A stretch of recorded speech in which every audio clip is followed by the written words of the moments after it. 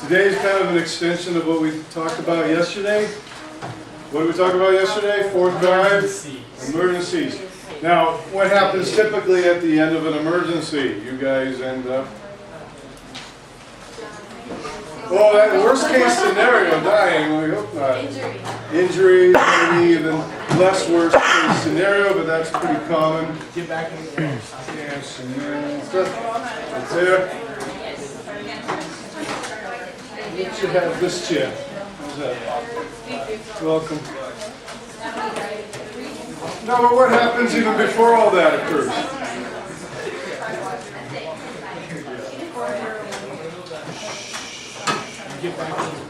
No, not quite yet.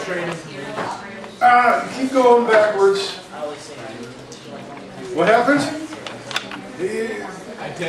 Maybe because you didn't scan properly, this ended up happening. The emergency happens. Ladies, put the phones away. I'll take them away. What happens? Huh? You don't know? Something. What do you hear at the end of an emergency? Silence. Oh, sirens. No, not yet. Not yet. People screaming. That's the response to the emergency, because what happened? What happened? What happened to the cars? Yeah, because they what? Collided. There you go. There's a collision. What happens in a collision? Metal to metal. Metal to metal, okay. Metal to Plastic. plastic, metal to, keep Glass. going, glass, keep going. Human skin. There you go, now you're talking. Metal to flesh, okay? What happens when you get involved in a crash? You're sitting in this car and you weren't paying attention. You were texting or whatever and you look up last moment, there's somebody, and you end up crashing into the vehicle in front of you that's stalled out. Or maybe just waiting to make a simple left turn. You crash, what happens to you? Not necessarily, not yet. We'll get around to that then. Oh, whiplash comes just a little bit later. First you end up going where? Forward. You go forward. Why? The momentum. Yeah, very good. That's what we're talking about today, is all these physical laws that sort of govern the crash. What's going to happen when you're in the vehicle and you are going along, and you hit something up front? Where are you going to go? Let's see if I can stand this on. You're going to go forward. Why? Because the car wants to keep going, but it stops. Your body is still in motion, isn't it? So you end up going forward like that. Right? What if you're the vehicle up here that you actually hit? What happens? Go backwards. You go backwards, right, yeah. Or at least you have the impression that you're going backwards. Really what's happening is the car is getting pushed out from underneath you. You're a body in rest. Bodies in rest want to tend to stay in rest. Bodies in motion tend to want to mayhem on the road, okay? That's what happens. If you're not prepared for the emergencies, if you're not prepared to drive, you're not prepared to handle something, and you panic, well, there you go. You're going to end up in the collision like that, for the most part. By the way, you know how many people here are going to get in a collision in the next 2 years? Oh, you're actually volunteering, Cooper. Good. All right. No, Just because you're not Cooper, here. you're a good driver. But usually, boys, 4 times as often as your girl Insurance counterparts. is higher. Girls, yes, their insurance is higher as a result. Our fault. Not your fault. Whose fault is it? Remember, 9 out of 10 times, it's the person's fault. We're looking at car crashes today. I want to show you kind of the anatomy of a car crash. Not you yet. That'll be later with Red Asphalt 5. It's the most gruesome of them all. What happens first in a crash? Here we go. There's 3 different steps to a crash. We just talked about the car's collision. All right, the car collides with something else. Off-road is the most common kind of car crash, single vehicle. All right, Of course, when you add another vehicle, things start changing with the physics of it all, and now you've got speed coming at you. That makes things worse. And the poundage of that vehicle. Most common, though, is you guys. Over the next 2 years, a third of you will have a crash, probably with a telephone pole, something innocuous like a mailbox, but it's still a crash, and you take it out and you upset your parents and you got to pay for it. Now, worst case scenario, people will die. To get there, we have to do something else. What happens after the car's collision? We just told you. What happened? Yeah, the people collision. We're going to call that just simply a human collision. And right there. That's you now still moving in the car. What if it's a side impact? Like this. You hit here. You hit her that way. Right into the car that actually hit you. And you only have what between you and the car? A door, some more glass, the window. If you have an actual side impact airbag, your chances of surviving that have doubled. Side air impact, okay, an airbag, twice as likely to walk away, in other words. All right, get those. Those are going to be the most gruesome, very common. Where's the collision going to occur? Intersection. In the intersection. Who do you encounter first at the intersection? Person from the which one? Left or right? Left, so we look left last before going into the intersection. Okay, now comes the real bad stuff, the ooh stuff. What happens next? It's not over. The collision hasn't stopped. How? What happens? Yeah. Whiplash injury, that's just scary. And what now happens inside? Yeah, there you go. Okay. We call that the internal collision. That means that what? Your head may have stopped on the windshield, but your what? Your brain hasn't. It's still bouncing back and forth inside. That leads to the greater kinds of injury. It's all those internal stuff. What happens with your body? Your torso goes into the door. It stops, but what's going on inside? Your organ, maybe your heart, maybe your liver goes back and forth inside. Maybe you broke a bone, and now what? It slices through the liver. Okay, you get some lava beans. What? You dissected a cat? Whoa. I did a little big once. The cat sounds too close to home. And they're like the cats that they put down. Oh, they are? So the Humane Society is like supplying them? Did you notice anything about any trauma inside?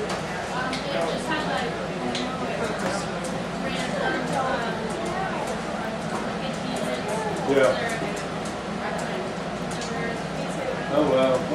So there was some kind of internal injuries, or some dog in the cat fight or something? Well, what happens is your bone slices through maybe, and it cuts through or punctures what?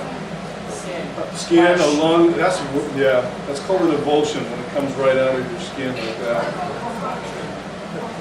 It can't, typically a compound means it's broken in a couple different places. We've got a problem piecing it all back together. But an avulsion, you've got a punctured lung. Worst case, your heart. I once saw this episode of, it was an Oprah. It was just on. I wasn't watching myself. It was just on. But no, this dude was talking this dude was talking about how he recovered from this side impact crash. His body landed on the other half of the car after a big van ran into him, and his heart kept moving, of course. So it was no longer here, it was like over here in his chest. So he had to have major reconstructive surgery over about 2 months' time.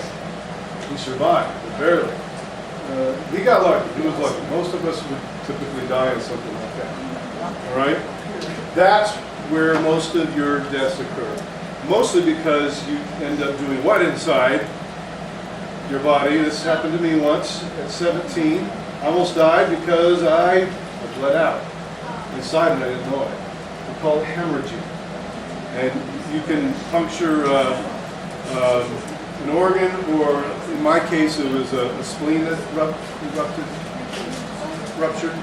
and I bled out for hours and hours and hours on end. I had about 3 pints of blood left in me. What's that? I was in just a crash where I hit a wall and I bounced out over top of the vehicle I was in and almost hit the tree. And I landed on a rock right there in the same spot that I hit initially. And you get up and you feel like you've lost the wind, you know, in your abdomen. But I could breathe okay. It was just hard to move around and walk. They didn't know. This was up in Leavenworth, and they sent me to the Leavenworth hospital. They looked at me and I was fainting because what happens to your blood after a little bit of time? You bleed. It goes where?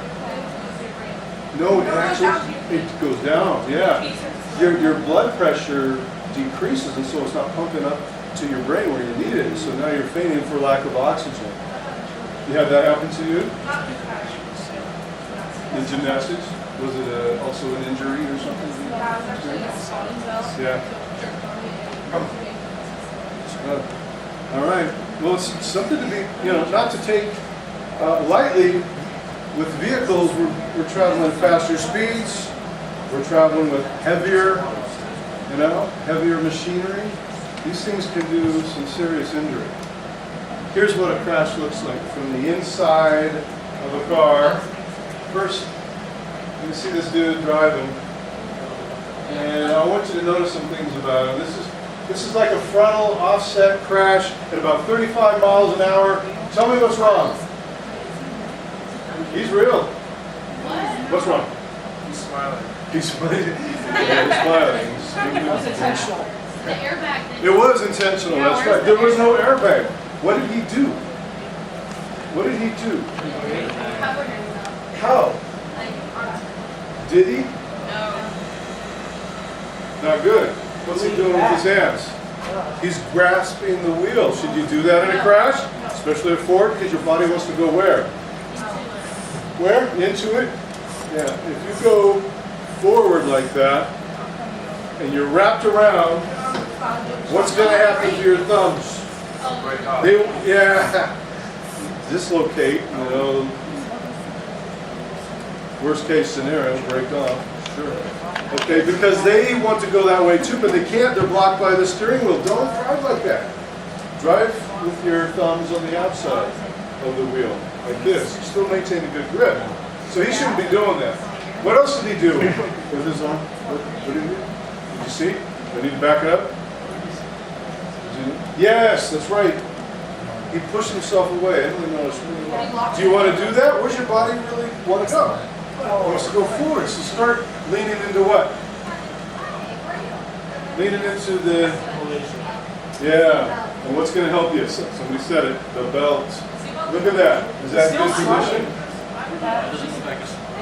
Yeah, it's down here around his deltoid. No good. You want it where? Up here on the shoulder. That's right. Still going to hurt. Still going to hurt. People complain about other so-called secondary injuries from crashes because of the supplemental devices like this. Seatbelt. There was no airbag, but an airbag can injure you too. How?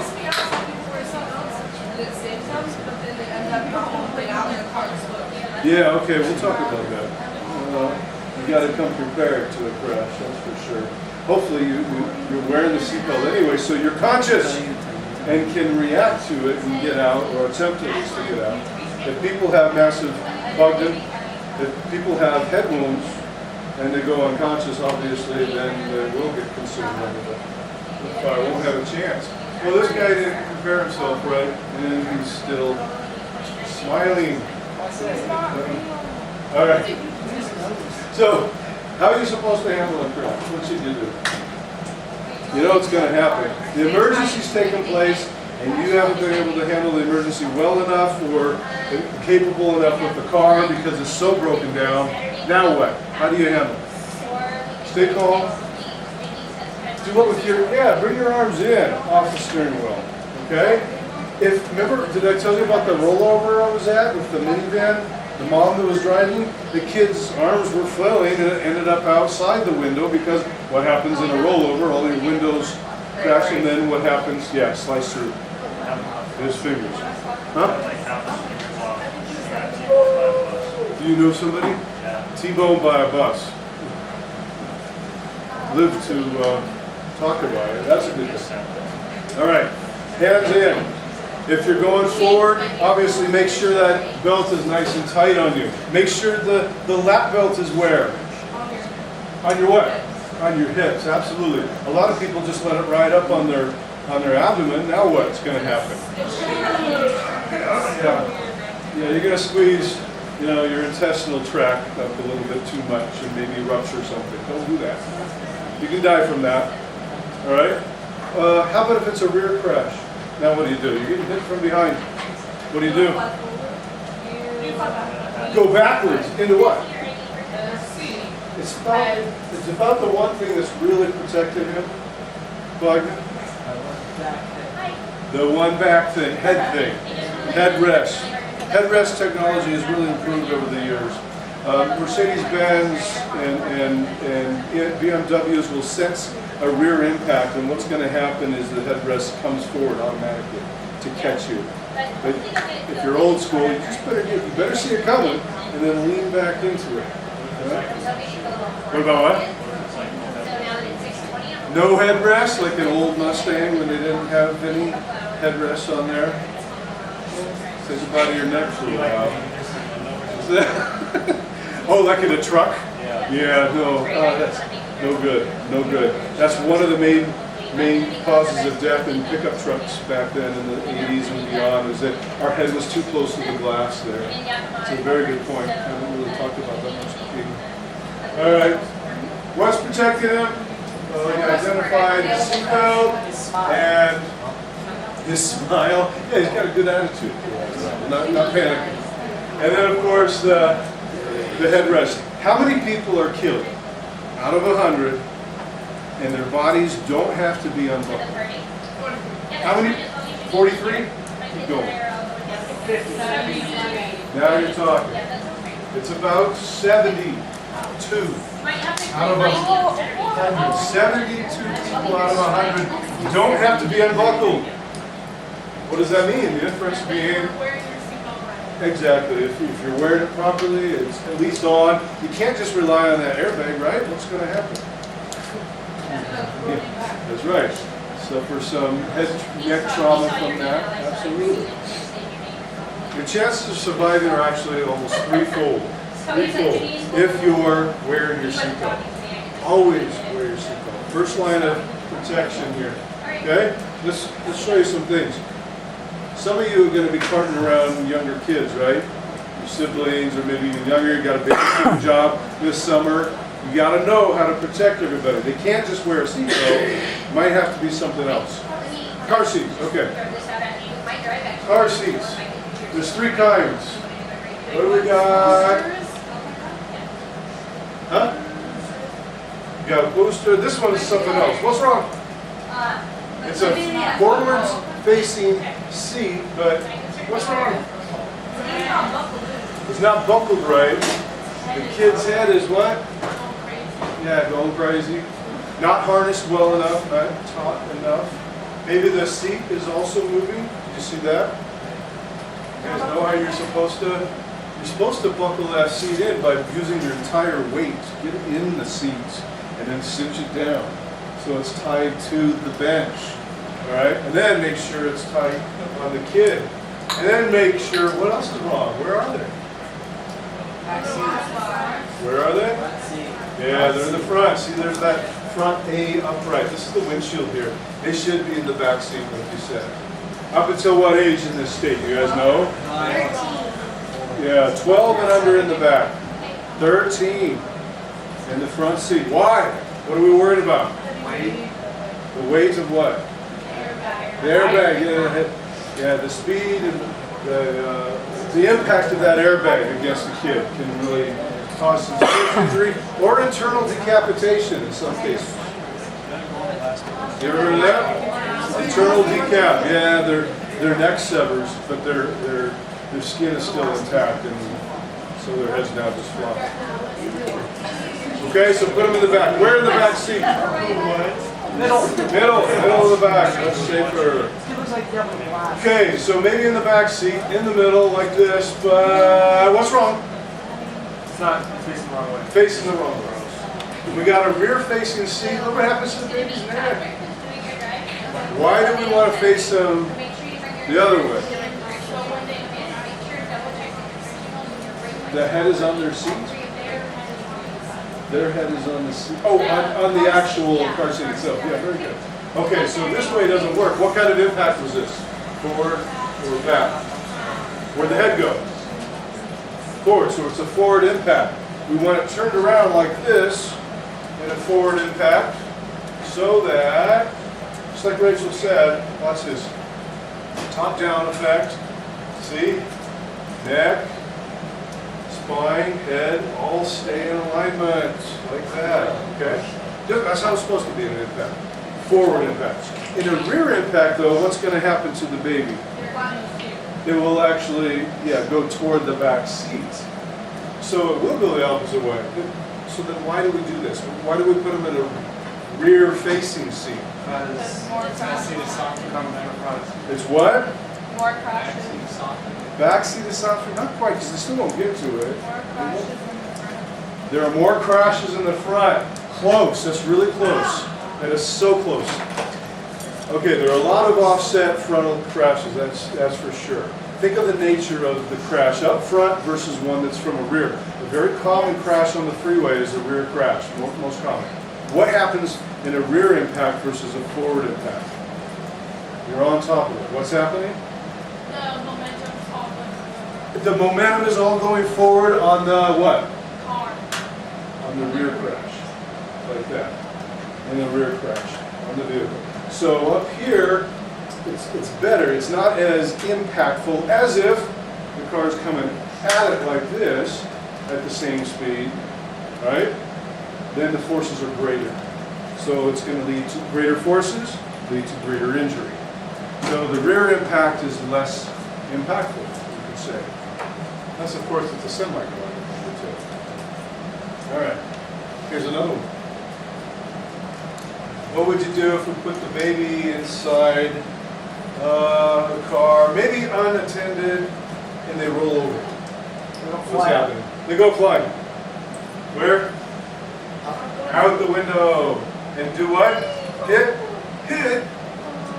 Another human impact, right? Human collision. And back into And it. then what? Back in? No, not going to make it this time. And You know, jumping hit the car again. And then roll over and hopefully all right, multiple human impacts now lead to multiple what? Injuries. Multiple injuries. What kinds? Internal. The internal, which leads to. How about this? Put them unseatbelted in the back of a pickup or in the back of a station wagon. What's going to happen on impact? Flying through where?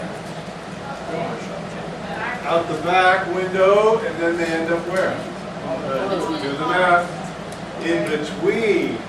Why does it And then what? kids in the back? Under the car. Yeah, see, this is still rolling, Why rolling, don't kids just shut the rolling. back? And we'll roll over top of the kids. That's why you're not supposed to put people in the back of your pickup if you don't have seatbelts for them. Where are they going to go? All right, one more. Figure out what's going to happen. They're unbelted. What's going to happen? Oh. Daddy! That would be so cool in slow-mo. Like, kiss you. This is pretty common for drunk parents to do. They fail to seatbelt their kids in the back. They fail to seatbelt them properly. Somebody like there's a perfect flip. Do you want, well, still, they'll go into it, take it out, and still hit you. Okay, so do you want your friends seatbelted in your car? You want your 300-pound grandma seatbelted in your car? Do you want, what happens in an impact? Their body is a projectile, your direction.